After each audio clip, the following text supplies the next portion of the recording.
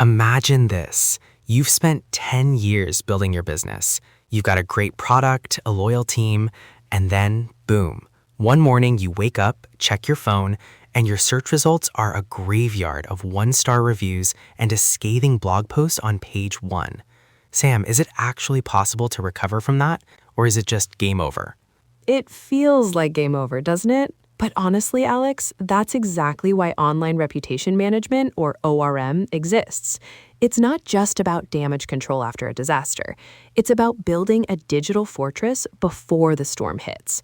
Most people think it's just about deleting bad reviews, which, spoiler alert, you usually can't even do. But it's actually a high-stakes game of SEO, psychology, and public relations. A digital fortress. I love that. Today, we are diving deep into the ultimate guide to reputation management from the digital cauldron. We're talking about how to own your narrative, why Google is basically your new storefront, and what to do when things go south. I'm Alex, and I'm ready to learn how to keep my digital street cred intact. And I'm Sam. We're going to pull back the curtain on how the pros handle this. Because look, 97% of consumers read reviews before buying. If you aren't managing your reputation, you aren't managing your sales, period.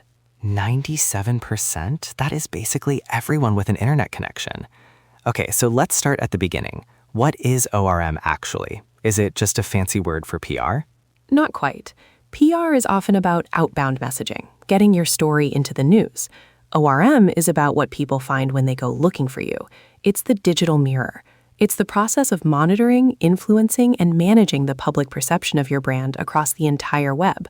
This includes search engines, social media, review sites, and even forum discussions like Reddit. So it's not just Google, it's everywhere. But Google has to be the big one, right? If I search for best pizza near me or a specific brand name, what I see there determines my next move. Exactly. Think of the first page of Google as your brand's resume.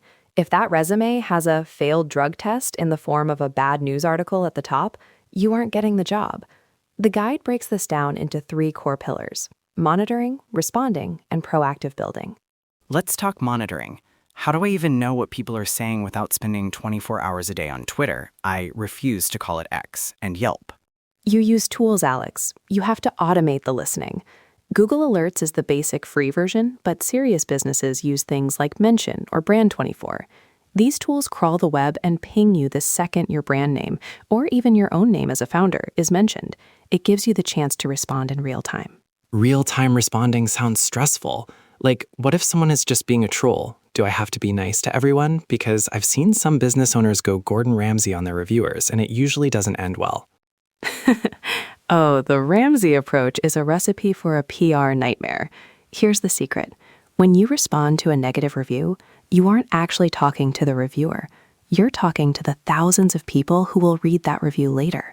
You're showing them that you're professional, that you care, and that you're reasonable.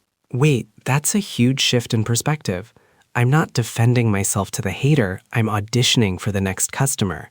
Precisely. The guide emphasizes that you should never ignore a bad review. If you ignore it, the negative voice is the only one heard. If you respond calmly and offer a solution offline, you've neutralized the threat. Sometimes the reviewer even deletes the post because they feel heard. Okay, so that's the defense, but what about the proactive building you mentioned? How do we stop the bad stuff from reaching page 1 in the first place? This is where the real SEO magic happens. You want to flood the zone. If Google has 10 spots on page 1, you want to own as many of them as possible with positive, controlled content. Your website, your LinkedIn profile, your Twitter, your Instagram, your professional listings, these are all digital assets that you can optimize to sit at the top. If you own positions 1 through 9 and a bad review pops up at position 12 on page 2, nobody is ever going to see it. Because page 2 of Google is where you hide a dead body, right? I've heard that one before. It's a cliche because it's true. Less than 1% of searchers click on anything on the second page. So part of ORM is creating high-quality content, blogs, press releases, interviews that outrank the negativity. Okay, let's go deeper. Let's say a business actually messed up, a genuine crisis, not just a grumpy customer, but a product recall or a public mistake. How does ORM handle a situation where the truth is actually negative? That's crisis management, and it's a subset of ORM. Rule number 1, ownership. The worst thing you can do is lie or deflect. In the digital age, the internet is a world-class detective. They will find out. The guide suggests the 3 A's: acknowledge, apologize, and act. You acknowledge the mistake. You apologize sincerely without if or but, and show exactly what you are doing to fix it. This changes the search narrative from Company X failed to Company X's response to the failure. I've noticed some companies try to buy their way out. You know, those services that promise to remove bad reviews for $500.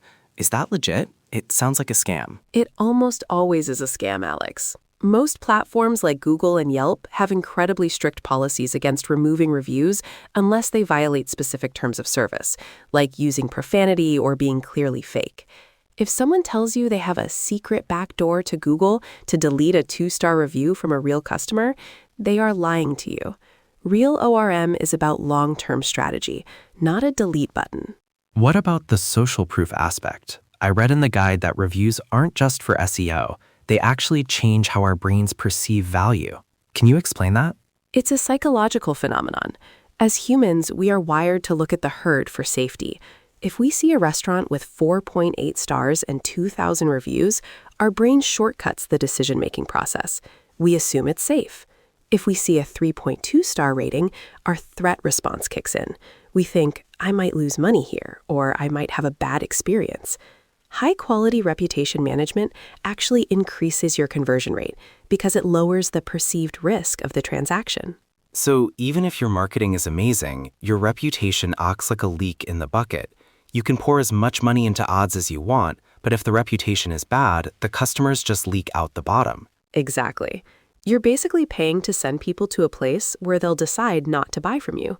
It's a waste of budget. That's why the guide argues that ORM should be a line item in your marketing budget, not just something you do when there's a fire. Let's talk about the future. We're seeing a lot of AI-generated content and AI-written reviews lately.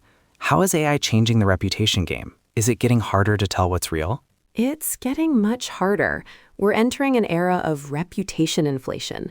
If everyone uses AI to generate 5-star reviews, then reviews start to lose their value. Google and Yelp are currently in an arms race to develop AI that detects AI. For businesses, this means that authenticity is going to become the new gold standard. Video reviews, detailed case studies, and verified purchase badges are going to be worth way more than a generic great service text review. So the bar for trust is getting higher. I guess that means businesses have to work harder to prove they're the real deal. Precisely. And let's not forget personal branding. For founders and CEOs, your personal reputation is now inextricably linked to your business. If a CEO says something controversial on LinkedIn, the business's Google reviews might take a hit that afternoon. You can't separate the two anymore. That's a lot of pressure.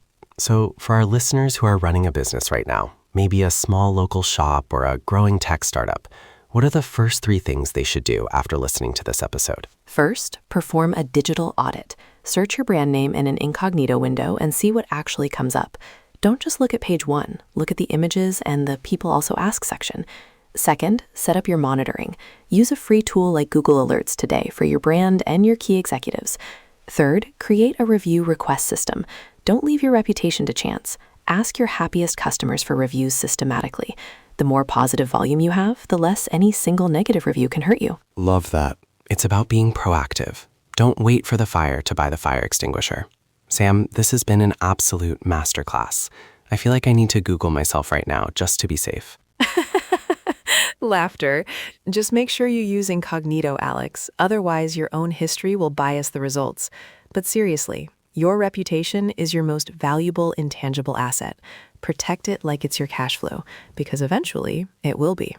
And on that note, we're wrapping up. If you found this helpful, do us a favor. Leave us a review. We practice what we preach, and your feedback helps us reach more people. Check out the show notes for a link to the full Ultimate Guide to Reputation Management at the Digital Cauldron. I'm Alex. And I'm Sam. Keep your narrative clean and your reviews bright. We'll see you in the next deep dive.